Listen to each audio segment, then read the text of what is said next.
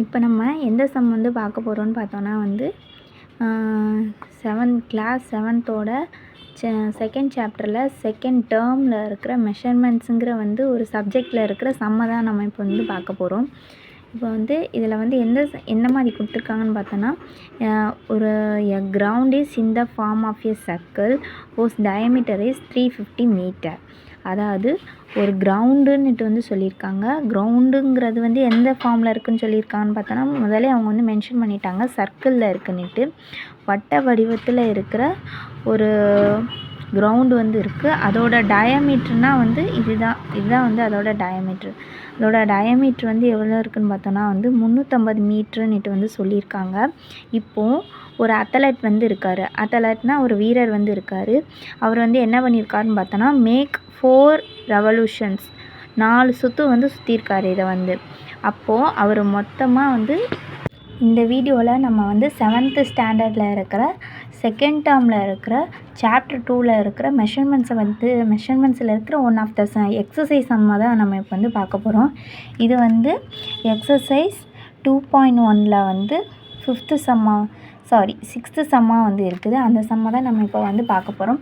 எக்ஸாம்பிளுக்கு வந்து நம்மளுக்கு புக்கில் இருக்குது. எக்ஸசைஸ் வந்து நம்ம எப்படிங்கிறது தெரியாமல் இருக்கிறனால நம்ம இப்போ இந்த வீடியோவில் வந்து நம்ம இப்போ வந்து பார்க்க போகிறோம். இந்த சம்மில் வந்து என்ன சொல்லியிருக்காங்கன்னு பார்த்தோன்னா, a ground is in the form of a circle whose diameter is 350 மீட்டர்னு வந்து சொல்லியிருக்காங்க.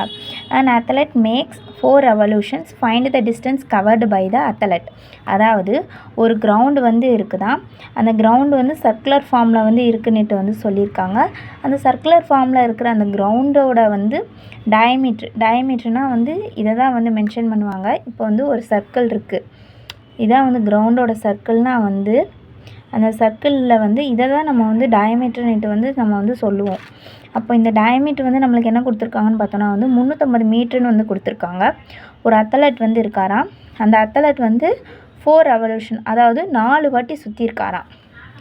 இந்த கிரவுண்டை 4 வாட்டி அவர் வந்து சுற்றியிருக்காரு. அப்போது 1 2 3 4ன்ட்டு 4 வாட்டி சுற்றியிருக்காரு. அப்போ வந்து find the distance covered by the athlete.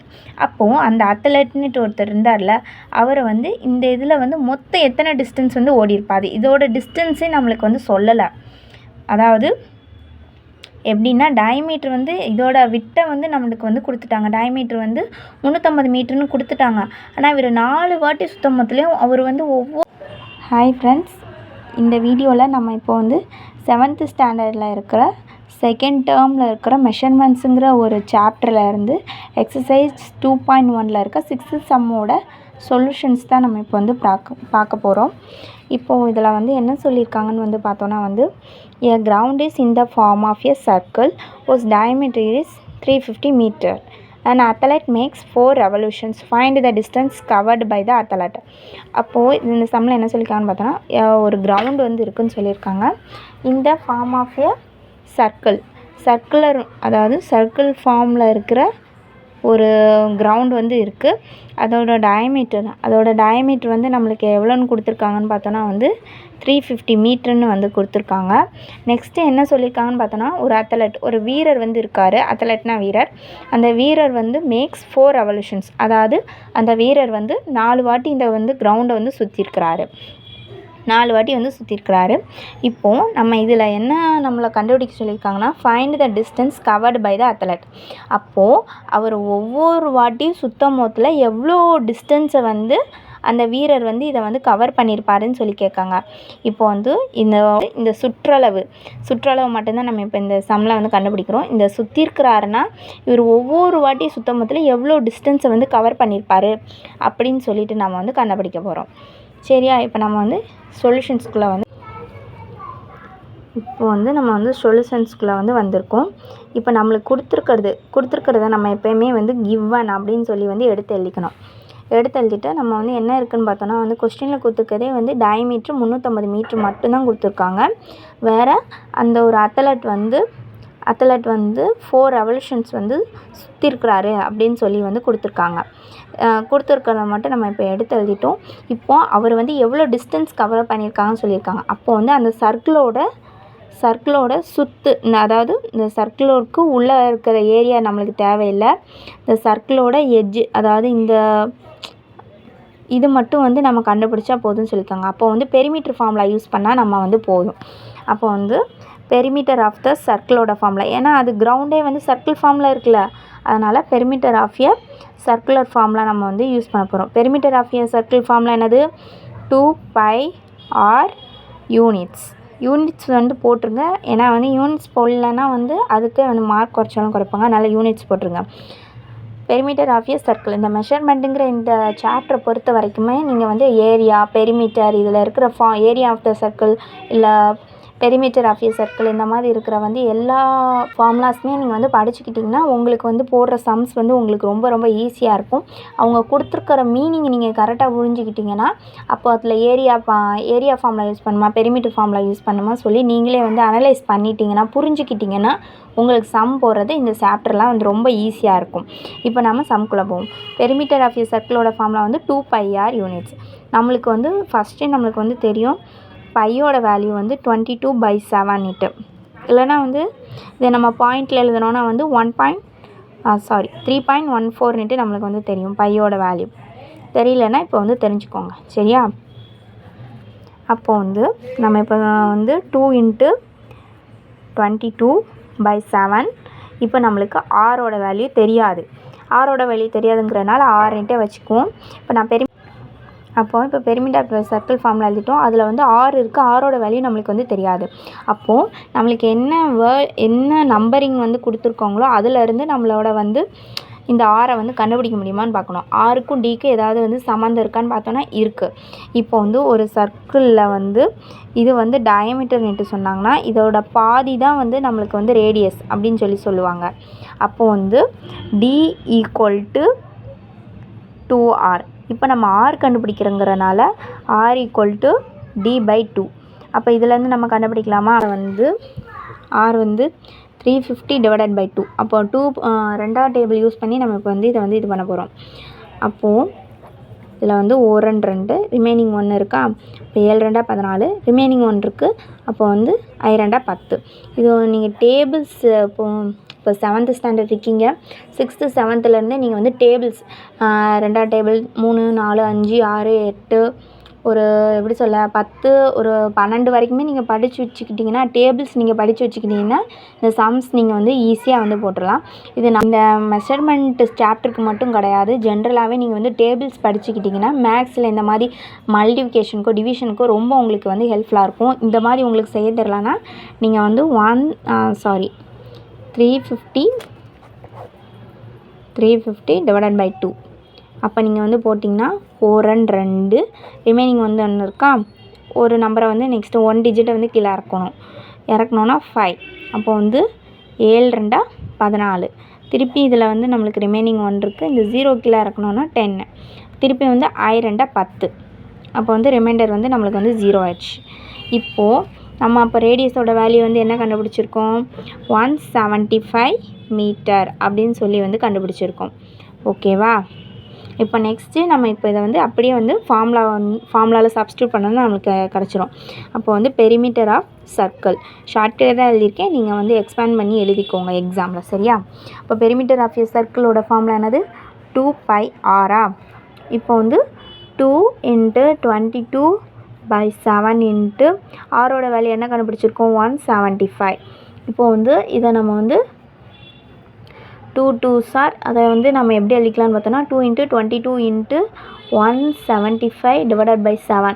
இப்போ நான் வந்து ஃபஸ்ட் 2 மட்டும் நான் வந்து மல்டிப்ளிகேஷன் வந்து 22 × 2வா நம்ம வந்து இந்த நம்பரை வச்சு இதை மல்டிப்ளை பண்ணி கீழே போடணும். நெக்ஸ்ட்டு இந்த நம்பரை வச்சு இதை வச்சு மல்டிப்ளை பண்ணி நம்ம வந்து கீழே போடணும். அப்போ 2 2s 4. இந்த டேர்ம் வச்சு முடிச்சிட்டோமா? நெக்ஸ்ட்டு இந்த டேர்ம் வச்சு இந்த ரெண்டாவது இருக்கிறது. அப்போ 2 2s 4. அப்போ வந்து 44 × 175/7. இப்போது நெக்ஸ்ட்டு நம்ம வந்து என்ன பண்ணிக்கலான்னு பார்த்தோன்னா டிவிஷன் எடுத்துக்கலாம். டிவிஷன் எடுக்காமல் நம்ம வந்து டைரெக்டாக மல்டிப்ளை பண்ணி கூட நம்ம வந்து டிவிஷன் எடுத்துக்கலாம். அதாவது மல்டிப்ளை பண்ணி நம்ம டிவைடரில் போட்டுக்கலாம், இல்லை ஒரு 2 டேர்ம் எடுத்து டிவைடட் போட்டுட்டு மல்டிப்ளை பண்ணனாலும் பண்ணிக்கலாம். இப்போ நம்ம வந்து எப்படி எழுத போகிறோன்னு பார்த்தோன்னா வந்து டிவைட் பண்ணி எழுதிடுவோம். அப்போ வந்து 44 7 இன்ட்டு 175ங்கிறது ரொம்ப பெருசாக இருக்குது. ஸோ நான் அதை வந்து தனியாக வச்சுக்கிறேன். எது நம்மளுக்கு ஈஸியாக செய்ய முடியுமோ அதை ஃபஸ்ட்டு நம்ம வந்து செஞ்சு முடிச்சிடுவோம். அப்போ 44 7ஆல் வகுத்தோன்னா நம்மளுக்கு கொஞ்சம் சின்ன வேல்யூவாக கிடைக்கும். அதை வச்சு 175ஆல் நம்ம வந்து அடுத்த ஸ்டெப்பில் வந்து பெருக்கிக்குவோம். சரியா? நம்மளுக்கு எப்படி செஞ்சாலுமே நம்மளுக்கு ஆன்சர் ஒன்றா தான் வரும். ஸோ நீங்கள் வந்து 175 7ஆல் கூட வகுத்துட்டு 44 கூட நீங்கள் வந்து மல்டிப்ளை பண்ணிக்கலாம். இல்லைனா 44 7ஆல் வந்து வகுத்துட்டு 175 கூட நீங்கள் வந்து மல்டிப்ளை பண்ணாலும் பண்ணிக்கலாம். அப்போது இப்போ நான் வந்து என்ன பண்ண போகிறேன்னா 44 7ஆல் நான் வந்து வகுக்க போகிறேன். அப்போ இதுக்கும் நம்ம வந்து என்ன வாய்ப்பாடு வேணும்? 7ஆம் வாய்ப்பாடு யூஸ் பண்ணோம். 1 7 2 14 நீங்கள் ஒவ்வொரு வாட்டியுமே வந்து அந்த வாய்ப்பாடை நீங்கள் ஒன்று ஒன்றா சொன்னீங்கன்னா உங்களுக்கு வந்து மெமரிஸ் ஆகும். உங்களுக்கு நெக்ஸ்ட்டு சம் செய்ய உங்களுக்கு வந்து அது ரொம்ப யூஸ்ஃபுல்லாக இருக்கும். ஓகேவா? 1 7 2 14 3 61 4 68 5 35 6 42 7 49க்கு போயிருது. ஸோ நம்ம வந்து அதுக்கு முன்னாடி ஸ்டெப்லேயே ஸ்டார்ட் பண்ணிடுறோம். 6 நம்மளுக்கு என்ன கிடச்சிச்சு? 42. 42ல் அப்போ மிச்சம் நம்மளுக்கு என்ன இருக்குது? 2 இருக்குது. சரியா? இப்போ வந்து 42 கிடச்சிருக்கா. நெக்ஸ்ட்டு வந்து என்ன பண்ணுறோன்னு பார்த்தோன்னா வந்து நெக்ஸ்ட் நம்மளுக்கு வந்து கீழே ரிமைண்டர் இருக்குது. நம்ம ஒன்று வந்து கீழே ரிமைண்டர் 0 ஆக்கணும். கீழே வந்து நம்மளுக்கு இங்கே வந்து 0 ஆகணும். ஸோ நம்ம வந்து என்ன பண்ண போகிறோன்னா வந்து ஒரு 0 வந்து கீழே ஆட் பண்ணணுன்னா நம்ம வந்து மேலே ஒரு புள்ளி வச்சுட்டு கீழே ஒரு 0 வந்து ஆட் பண்ணிக்கணும்.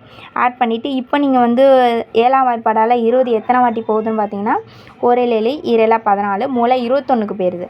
ஸோ வந்து 2 14 அப்போ இதிலேருந்து மிச்சம் நம்மளுக்கு வந்து 6 வந்து கிடைக்குது. இப்போது நம்மளுக்கு அடுத்து வந்து என்ன பண்ணுறோன்னு பார்த்தோன்னா வந்து ஆல்ரெடி நம்ம இங்கே பாயிண்ட் வச்சு 0 எடுத்துட்டோமா. நெக்ஸ்ட் இதில் செய்யும் போதில் நம்ம வந்து 0 வந்து நம்ம ஆட் பண்ணிக்கலாம். அப்படி ஆட் பண்ணோன்னா 1 7 திருப்பி இப்போ 7ஆல் நம்ம இந்த 60 வந்து வகுக்க போகிறோம். அப்போ 1 7 2 14 3 61 4 68 5 35 6 42 7 49 8 56 8 56 97 63 பேர் தான். ஸோ நம்ம 8 56 இருந்துக்குவோம். 56 போட்டோன்னா திருப்பி நம்மளுக்கு 4 கிடைக்கி. இப்போ நம்ம 0 போட்டோன்னா திருப்பியும் வந்து 1 7 2 14 3 61 4 68 5 35 5 35 வந்து நம்மளுக்கு வந்து கிடைக்குது. இப்படியே நம்மளுக்கு வந்து டெசிமல் போய்கிட்டே தான் இருக்குது. ஸோ நம்ம இதை வந்து ஷார்ட் பண்ணிக்கலாம்னா எப்படி பண்ணிக்கலான்னு பார்த்தோன்னா இங்கே 5 வந்து இருக்கா. 5 இருந்துச்சுன்னா நம்ம இதில் வந்து 1 வந்து கூட்டிக்கலாம். இந்த டிஜிட்டில் வந்து நம்ம ஒரு இதை கூட்டிட்டு இந்த நம்பரை வந்து நம்ம வந்து விட்டுறலாம். ஸோ நம்ம என்ன பண்ண போகிறோன்னா அப்படின்னா வந்து 6.29 அப்படின்னு சொல்லி எழுதிக்கிறோம். இந்த இதில் வந்து இந்த 5க்கு மேலே இருந்துச்சுன்னா லாஸ்ட் நம்பர் வேணான்னு நினச்சோன்னா அதுக்கு முன்னாடி இருக்கிற நம்பரில் ஒரு 1 சேர்த்துட்டு நம்ம கடைசி நம்பரை வந்து விட்டுறலாம். அப்படியே விட்டுட்டோன்னா 6.29 இன்ட்டு 175 அப்படின்னு சொல்லி கிடைக்கிது. இது நம்ம என்ன பார்த்துட்ருக்கோம்? பெரிமீட்டர் ஆஃப் சர்க்கிளோட தான் வந்து பார்த்துட்ருக்கோம். அப்போது 175 இன்ட்டு 6.29 இதை நம்ம வந்து பெருக்க போகிறோம். பெருக்கிறது வந்து நம்ம இதை வச்சு இதை பெருக்கணும். ஃபஸ்ட் நம்பரை வச்சு ஃபஸ்ட் நம்பரை வச்சு ரெண்டாவது நம்பர், ஃபஸ்ட் நம்பரை வச்சு மூணாவது நம்பர், இப்படி பெருக்கணும். நெக்ஸ்ட்டு ஸ்டெப்பில் வந்து கீழே எடுத்தது முதல்ல வந்து இந்த ரெண்டாவது நம்பரை வச்சு ஃபஸ்ட்டு நம்பரை மல்டிப்ளை பண்ணணும். நெக்ஸ்ட்டு ரெண்டாவது நம்பரை வச்சு ரெண்டாவது நம்பரை வச்சு மூணாவது நம்பர். நெக்ஸ்ட்டு அதுக்கு கீழே எடுத்து எழுத முதல்ல இந்த நம்பரை வச்சு இந்த நம்பரை. இப்போ நான் செய்கிறேன்னு உங்களுக்கு புரியும். அப்போ வந்து 6.29 9 9 20 18 9 27 40 36 50 45. அப்போ மிச்சம் 4 இருக்குது. அப்போ 9 9 20 18 9 27 40 36 50 45 6 54 70 63. 63 கூட ஒரு 4 சேர்த்தா 63 கூட ஒரு 4 சேர்த்தோன்னா நம்மளுக்கு 67 கிடைக்கும். 67ல் 7 போட்டுட்டு மிச்சம் 6 வந்து சைடில் வச்சுருப்போம். சரியா? நெக்ஸ்ட்டு வந்து 9 9 தான். 9 + 6 சேர்த்தோன்னா நம்மளுக்கு வந்து 15 வந்து கிடைக்கிது. நெக்ஸ்ட்டு ஸ்டெப்பில் வந்து 2 வச்சு நம்ம வந்து 5 வந்து பெருக்கிறோம். ஃபஸ்ட்டு 2 வச்சு இதை பெருக்கணும், இதை பெருக்கணும், அடுத்து இதை வந்து பெருக்கணும்.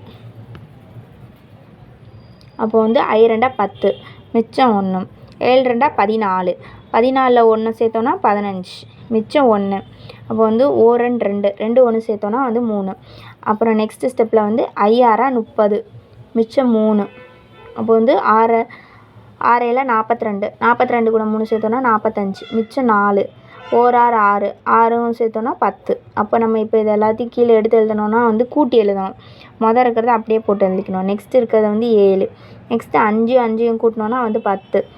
அப்போ நெக்ஸ்ட்டு மிச்சம் 1 மேலே. அப்போது வந்து 1 2 5 3யும் கூட்டினோன்னா 8. 8 கூட 2 கூட்டினோன்னா 10. மிச்சம் 1 கூட்டினோன்னா 11. இப்போ நம்மளுக்கு புள்ளி எதுலேருந்து வைக்கிறோன்னு பார்த்தோன்னா 29 2 புள்ளி 2 நம்பர் தள்ளி புள்ளி இருக்கா. ஸோ வந்து 1100 தள்ளி நம்ம வந்து புள்ளி வச்சுக்கிறோம். அப்போது நம்மளுக்கு இப்போ பெரிமீட்டர் ஆஃப் த சர்க்கிளோட ஃபார்முலா வந்து வேல்யூ என்ன கிடச்சிருக்குன்னு பார்த்தோன்னா வந்து என்னது மீட்டர்னு போட்டுட்டோம். இப்போ நம்மளுக்கு இதோட சமம் வந்து முடியலை. சம்மில் என்ன கேட்டிருக்காங்க, அந்த அத்லட் வந்து ஒரு வீரர் வந்து 4 வாட்டி சுற்றி இருக்கிறாருன்னு சொல்லியிருக்காங்க. அப்போ வந்து அந்த அத்லட்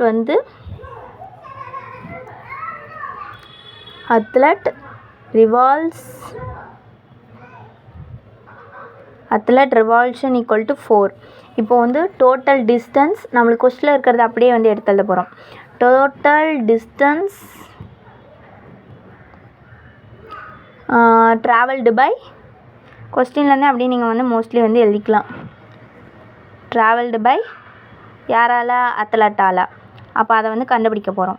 அத்லட் ஈக்குவல் டு இப்போ வந்து 4 வாட்டி சுற்றி இருக்கிறாரு. ஒரு வாட்டிக்கே 1100.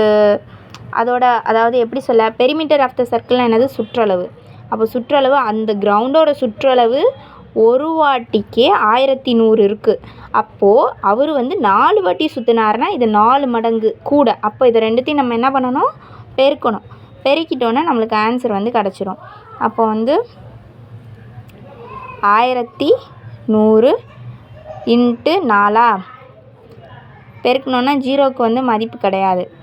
0 0 ஒரு நாள் 4. அப்போ அவர் மொத்தமாக வந்து எவ்வளோ, அதாவது அந்த டிஸ்டன்ஸ் எவ்வளோ கவர் பண்ணியிருக்கிறாருன்னு சொல்லி நம்ம வந்து பார்த்தோன்னா வந்து 4400 டிஸ்டன்ஸை வந்து அந்த அத்லட் வந்து கவர் பண்ணியிருக்கிறாரு.